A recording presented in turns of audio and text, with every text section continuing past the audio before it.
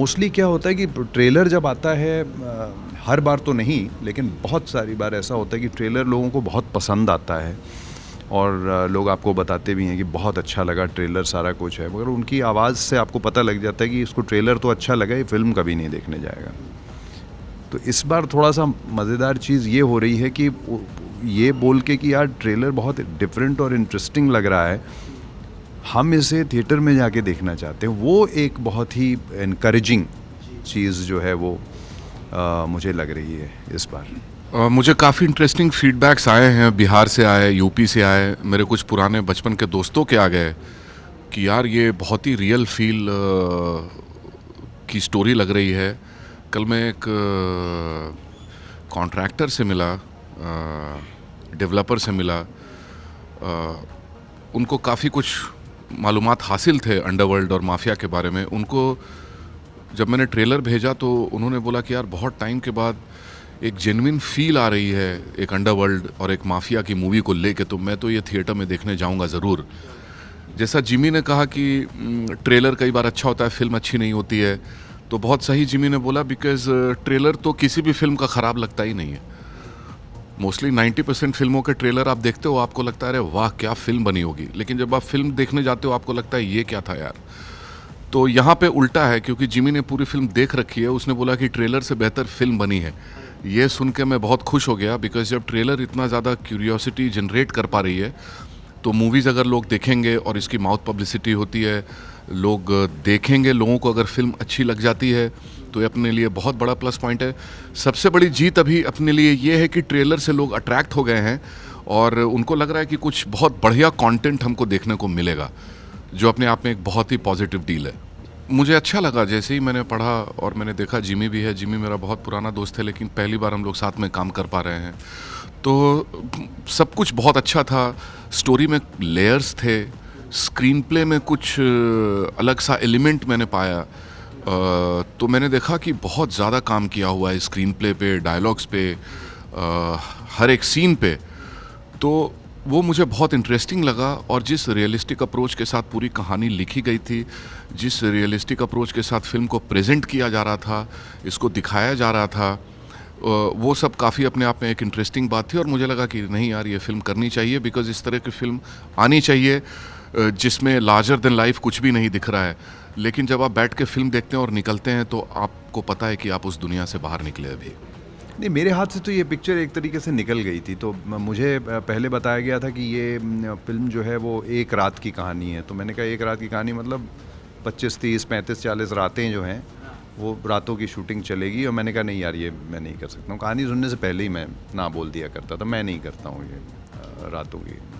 आदमी भूत बन जाता है। मैंने कुछ पिक्चरें करी हैं भूतों वाली, पूरी नाइट्स, 40 रातें एंड ऑल दैट व्हाटएवर, आदमी खुद भूत बन जाता है, उसमें बहुत बुरा हाल होता है। पूरा नेचर के अगेंस्ट आप जा रहे हो, रातों को जाग रहे हो, वो अब हमसे तो नहीं हो पाता है।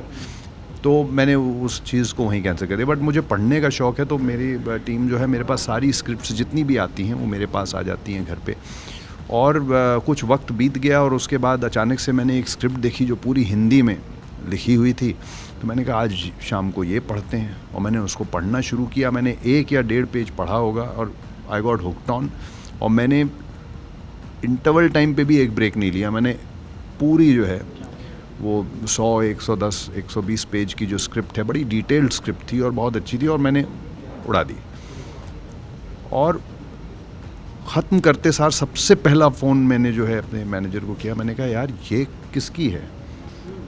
तो उसने 2 and 2 किया और उसने बोला कि कौन सी, ये नाम, ये सारा कुछ। अरे ये तो वो है जो नाइट वाली है, इनको तो हमने ना बोल दी थी। तो मैंने कहा बॉस इसको फ़ोन करो, इस आदमी को, ये कौन है, ये नाइट है या जो भी है करेंगे हम, but we have to do it. और मैंने उसको इतना भी अंडरलाइन करके बोला कि अगर ये रोल उन्होंने किसी और को दे दिया है तो उनसे ये बोल दो कि कोई भी दूसरा रोल भले छोटा हो, we'll do it because we want to be a part of this film. Luckily he got in touch with them and they had not cast by then because कुछ टाइम बीत चुका था। And I ended up talking to the director and we finally ended up doing the film. इसमें नई चीज़ देखने को जो मिलेगी वो है इसका फील।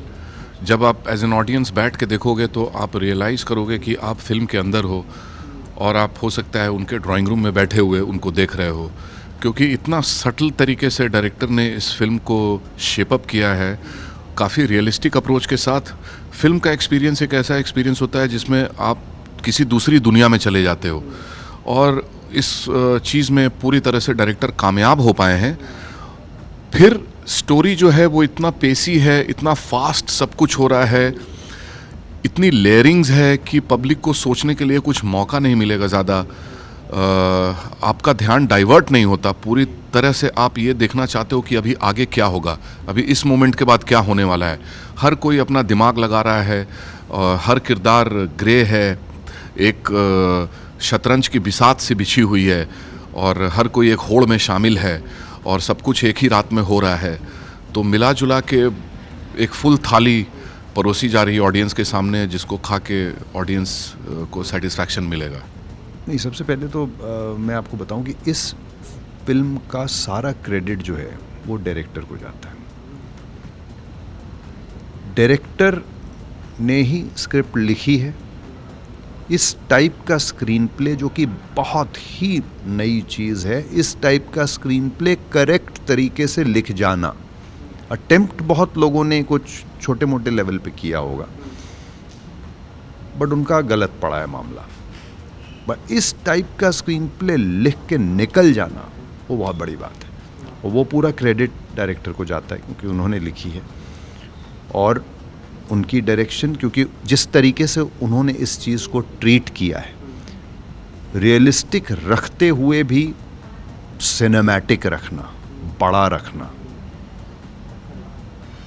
रियल रखते हुए भी कैरेक्टर्स को सिनेमैटिक रखना, बड़ा रखना, लार्जर देन लाइफ रखना। वो अदरवाइज़ वो बॉक्स और उड़ते हुए और वो सब चीज़ों से तो कोई भी वो हो जाता है। बट आई थिंक रियलिस्टिक रखते हुए कैरेक्टर्स को बड़ा रखना, उन डिटेलिंग्स में कि जो कुछ, अगर कुछ ऐसा किरदार है जो अभी बैक फुट पे है, बाद में फ्रंट फुट पे आएगा, तो उसको दूर रख के और दूसरे किरदार को सामने रख के, बोल्ड में रख के, उन सब चीज़ों से खेला हुआ जो काम किया है इन्होंने, वो बहुत कमाल का है। और उसके अलावा आई थिंक जैसा हमने स्क्रीन प्ले की बात की, डायलॉग्स अगर आप देखेंगे, रियलिस्टिक होते हुए भी कहीं ना कहीं उन डायलॉग्स में पावर है,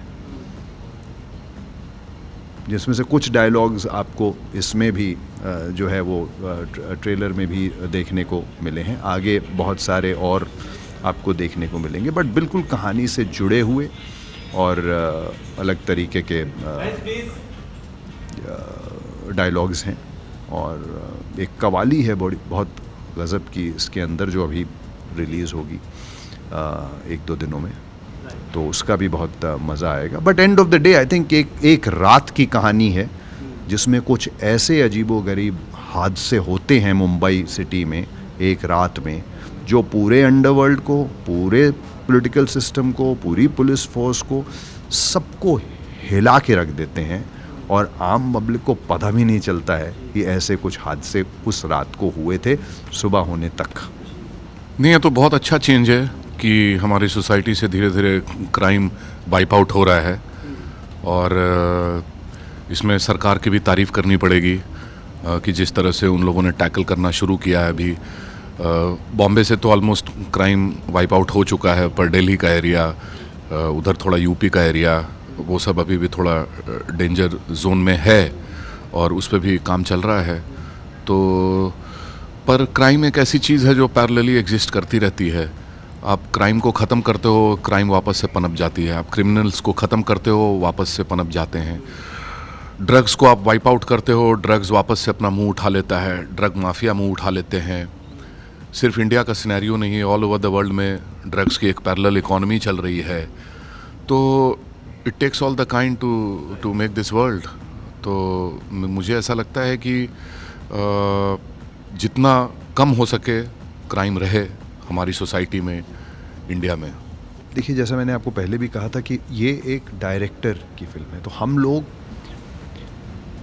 जब भी कोई सीन कर रहे होते थे, again coming back to the fact कि इसका स्क्रीन प्ले इतना कमाल का है कि हमें हर सीन से पहले डायरेक्टर से पूछना पड़ता था कि इस पॉइंट पे ये जो हम सीन कर रहे हैं, ये वो बात रिवील हो चुकी है, कोई भी बात हो सकती है वो। तो यूज़ टू टेल अस कि नहीं, वो अभी रिवील नहीं हुआ है, उसकी प्लानिंग इसके बाद चलेगी। तो हमें उस हिसाब से अपने एक्सप्रेशन रखने पड़ते थे, वरना हम चीज़ों को रिवील कर सकते थे पहले ही ऑडियंस को। तो वो ये फिल्म जो है ये स्क्रीन प्ले का खेल है। इसमें हर किरदार उस हिसाब से चल रहा है जिस हिसाब से राइटर और डायरेक्टर उसे चलाना चाहते हैं।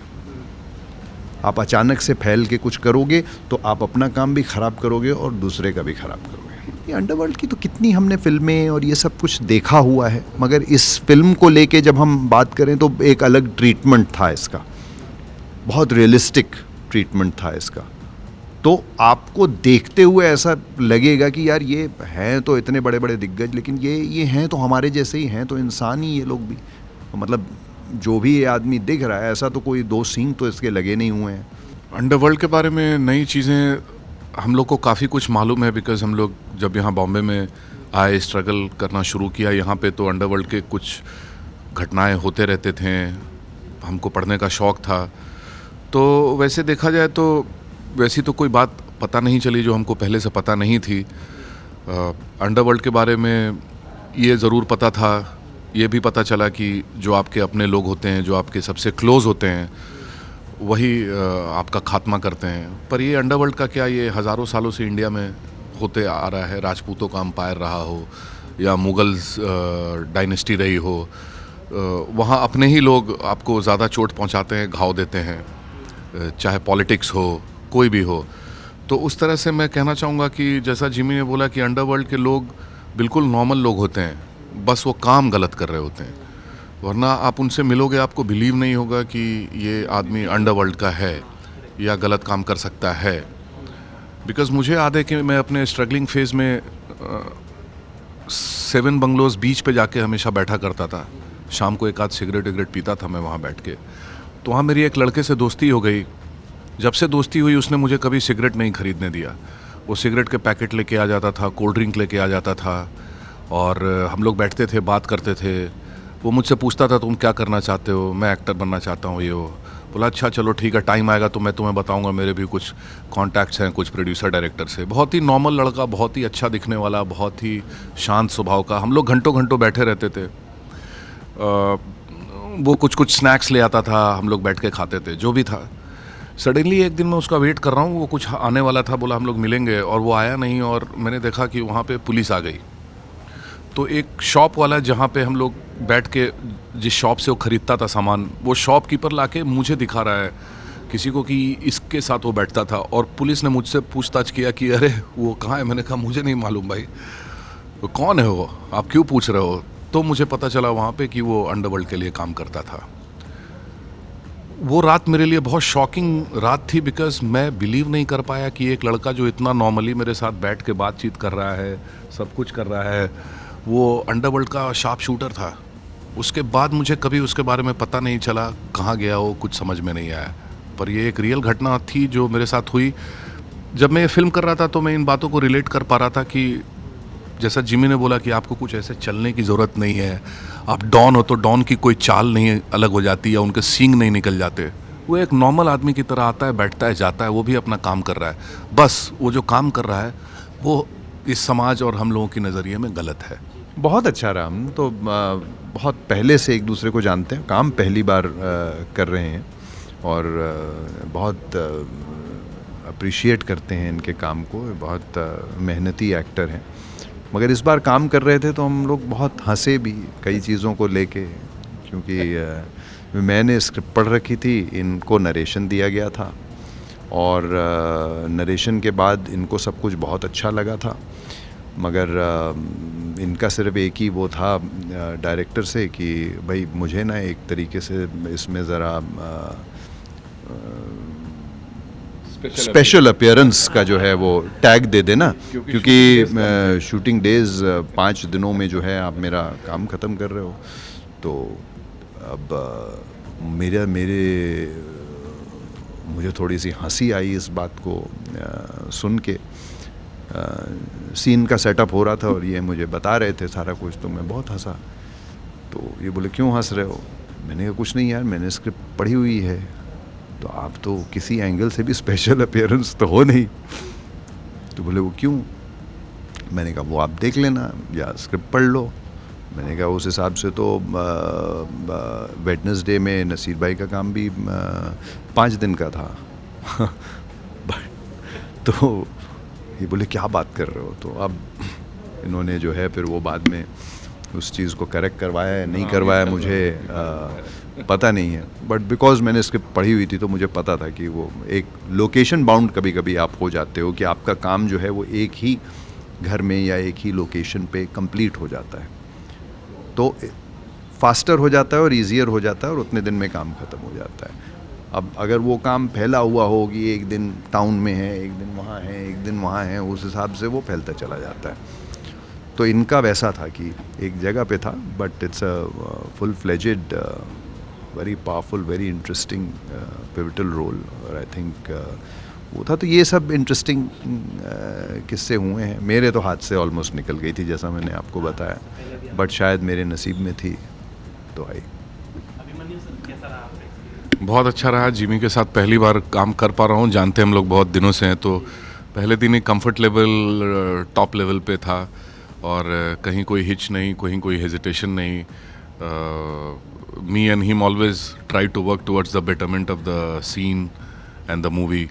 तो कहीं कुछ ऐसा था ही नहीं। ऐसे माहौल में काम करने का बहुत मज़ा आता है जहाँ पे कोई इनसिक्योरिटी नहीं होती किसी को। हाँ, फ्री होके आप काम करते हो, आप अपना काम कर रहे हो, दूसरा अपना काम कर रहा है। तो बहुत अच्छा ओवरऑल बहुत अच्छा एक्सपीरियंस था मेरा इस मूवी के लिए। फैंस को मैं कहना चाहूँगा कि ज़रूर अपने नज़दीकी सिनेमा घरों में जाएं, दोस्तों को लेकर जाएं, फैमिली को लेकर जाएं और इस फिल्म को ज़रूर देखें। बहुत साफ़ सुथरी फिल्म है, अंडरवर्ल्ड की है और आपको बोर नहीं करेगी, आपको एंटरटेन करेगी, आपको बहुत मज़ा आएगा। Thank you so much. आप भी बोल दें कुछ दर्शकों को। जी हाँ, 19 को आज़म फिल्म आ रही है। एक बहुत ही बेहतरीन फिल्म है। आपको ट्रेलर से और इन सब से ऐसा लग रहा होगा कि ये पूरी मर्दों वाली फिल्म है, लेकिन मैं आपको ये वादा कर सकता हूँ कि औरतें भी इस फिल्म को उतना ही एंजॉय करेंगी और देखने में उनको मज़ा आएगा जितना कि मर्दों को आएगा। Thank you. Thank you.